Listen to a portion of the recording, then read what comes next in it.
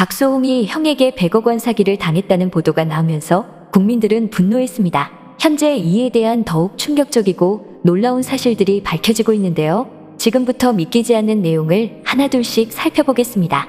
첫 번째는 형의 치밀하고 구체적인 사기 행각입니다. 박소홍은 코로나로 인해서 장사가 되지 않는 임대인들이 안타까워 착한 임대인 운동에 동참해서 임대인들 월세를 내려주려고 했습니다. 그런데 자신의 빌딩의 소유주가 박소홍이 아닌 다른 사람의 이름으로 되어 있었다는 것입니다.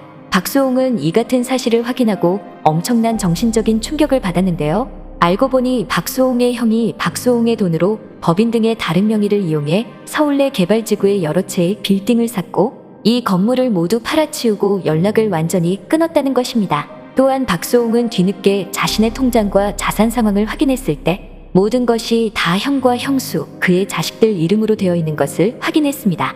그동안 계약금을 포함해 출연료 미지 금액이 100억이 넘었습니다. 그들은 박소홍의 출연료를 법인에서 부당 취득해 아파트 3개, 상가 7, 8개를 취득했고 월세만 4천만 원 이상을 받았습니다.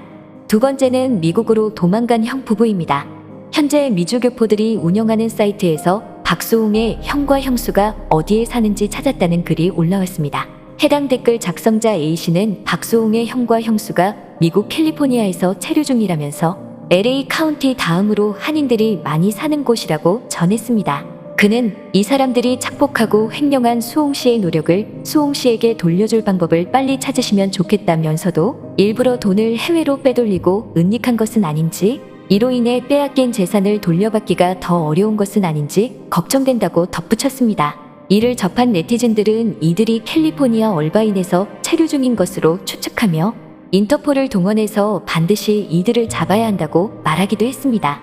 세 번째는 친형의 완벽한 연기입니다. 박소홍은 친형의 100억 원대 횡령을 대중 앞에 솔직하게 인정하며 마지막 요청에 응하지 않는다면 더 이상 가족으로 볼 수 없다는 입장을 내놨습니다.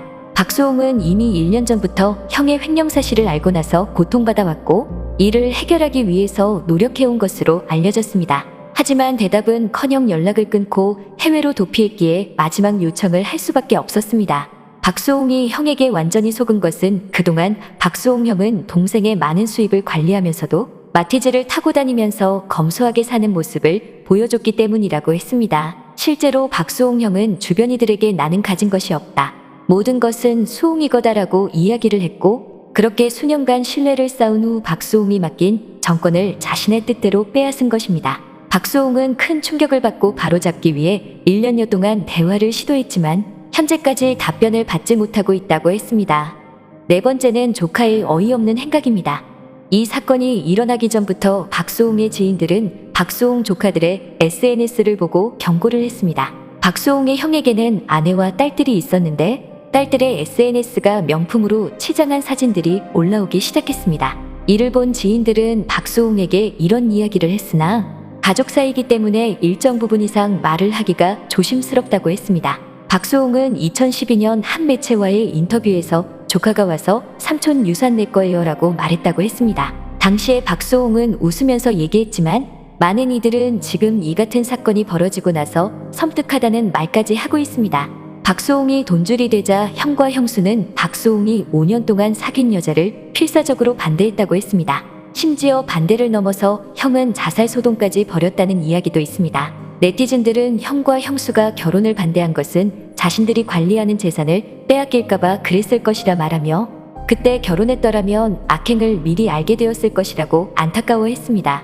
박소홍은 한 방송에서 울먹이면서 결혼하고 싶은 여자가 있었는데 집안 반대 때문에 헤어졌다고 말했는데요. 이번 사기 행각으로 많은 이들은 너무나도 안타까워하고 있습니다.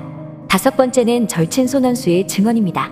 손원수는 30일 더 팩트에 이 문제를 꽤 오래전부터 알고 있었고 수홍이 형이 친한 개그맨 몇몇한테는 속말을 털어놓은 적도 있다고 말했습니다. 그러면서 박소홍이 얼굴살이 빠지고 식사도 제대로 못한 적이 많았다고 밝혔습니다. 그는 박소홍을 가장 괴롭게 한 것이 금전적 손실보다 배신감이었다고 했습니다. 손원수는 돈 문제이긴 했지만 그보다는 믿었던 도끼에 발등을 찍혔다는 절망감에 괴로워했던 것 같다면서 다른 사람도 아닌 친형 아닌가 이 문제를 해결하려 노력했지만 가족 간 문제라 외부에 알리기가 어려웠을 것이라고 했습니다. 이어 수홍이 형은 힘든 일이 있어도 내색을 안 하는 성격이라며 우리와 함께 있을 때는 괴롭다고 눈물을 흘리기도 했는데 대중 스타이다 보니 외부에는 감쪽같이 감춰온 것이라고 했습니다. 이 문제가 악화되면서부터는 가까운 후배들조차 안 만나려 했다고 했는데 박수홍은 친형과의 문제가 불거진 뒤 부모님이 받게 될 충격을 가장 걱정했다고 했습니다. 손원수는 변호사, 회계사 등 전문가들이 형과의 관계를 빨리 단절하고 재산 문제 등을 원위치시켜야 한다고 조언했을 때 미적거리며 결단을 못 내린 것도 부모님 때문이었을 거라고 생각한다고 말했습니다. 결국 부모님이 입을 상처 때문에 1년여 동안 형과 대화로 풀어내려고 했지만 형은 대화는커녕 외국으로 도망가고 연락을 끊었습니다. 박수홍은 자신의 일을 털어놓으면서 꼭 한 가지 말씀드리고 싶은 것이 있다고 했습니다. 또한 부모님이 최근까지 이러한 분쟁이 있었다는 사실을 전혀 알지 못하셨다며 부모님에 대한 무분별한 비난과 억측을 멈춰주시길 진심으로 부탁했습니다. 마지막으로 눈물나는 박수홍의 인성입니다. 박수홍은 어릴 때부터 착한 심성으로 유명했습니다. 친구가 큰 부상을 당해서 3개월 동안 깁스를 했는데 박수홍은 매일 데리러 와서 친구를 대신해 책가방을 매주고 같이 가주는 친구였습니다. 학교 내에서도 화장실을 가거나 뭘 할 때마다 항상 같이 다녔습니다. 친구들과 놀지도 못하고 그 한 친구를 위해서 헌신적으로 해주었습니다. 그때 깁스를 했던 친구는 훗날 이 친구는 정말 평생 같이 가게 될 내 친구구나 라고 생각했다고 했습니다. 그리고 박수홍은 학력고사가 며칠 안 남았을 때 이 친구에게 저녁으로 치킨을 사주겠다고 했습니다. 당시 친구는 박수홍이 시험이 얼마 안 남아서 시험 잘 보라고 격려해 주려고 치킨을 사줬구나 라고 생각했는데 알고 보니 박수홍네 집이 어려워서 박수홍은 친구에게 치킨을 사주려고 신문 배달을 한 것이었습니다. 몇 달 동안 돈을 모아 친구에게 치킨을 사준 것입니다. 박수홍은 당시를 회상하며 이 친구는 공부를 잘해서 뭔가를 꼭 해주고 싶은데 자신의 집이 망해서 5평만한 데서 자는데 부모님에게 용돈을 달라고 할 수 없었다고 했습니다. 그래서 신문 배달을 했다고 했습니다. 또한 동생과 둘이 사는 불쌍한 친구를 위해서 소풍 때마다 도시락을 챙겨줄 정도로 박수홍의 마음은 따뜻했습니다. 이러한 마음은 친구들뿐만 아니라 형제들에게는 더 각별했습니다. 박수홍은 내 친형이 평생 매니저고 동생이 방송작가라면서 다 방송가에서 일하는데 한 번도 빼놓지 않고 우리 형제들을 위해 기도한다. 형수와 재수씨, 조카들을 위해서도 밥 먹을 때마다 기도한다며 애틋한 마음을 전하기도 했습니다. 또한 조카를 누구보다 아끼며 잘 키운 조카 하나 누구 부럽지 않다고 말하기도 했습니다. 지금 많은 네티즌들은 박수홍을 응원하며 공감과 위로의 글을 올리고 있습니다. 또한 그동안 박수홍이 전했던 따뜻하고 감동적인 일화들도 전해지고 있습니다. 많은 이들은 박수홍이 상처를 극복하고 더 많은 사람들에게 다시 기쁨과 따뜻한 마음을 전하길 바라고 있습니다. 지금까지 꽃받침의 메리였습니다.